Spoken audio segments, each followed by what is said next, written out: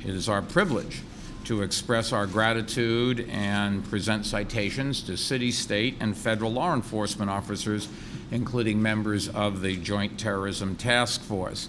We're honoring the extraordinary work that thwarted an attempt to bomb Riverdale Temple and Riverdale Jewish Center in the Bronx and attack U.S. military aircraft at Stewart Airport in Newburgh earlier this week.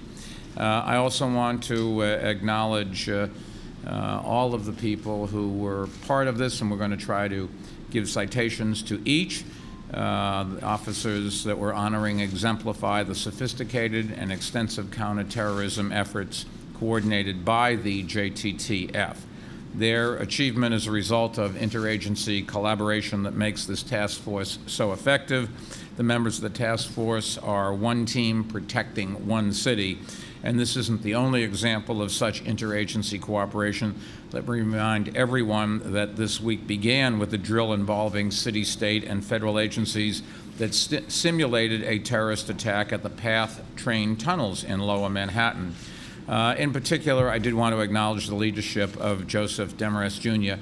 He has recently been named Assistant Director in charge of the FBI's New York Division, who formerly was in charge of the FBI's anti-terrorism efforts here. You all know Ray Kelly and the job that Ray has done, and I think it just goes without saying, and the people that he has been able to attract. And I did want to, in this case, also point out that Richard Falkenrath, Deputy Commissioner for Counterterrorism at the NYPD, obviously played an enormous role, and he's one of the bright lights in this city. Lieutenant Tony Giorgio will now introduce those we're honoring.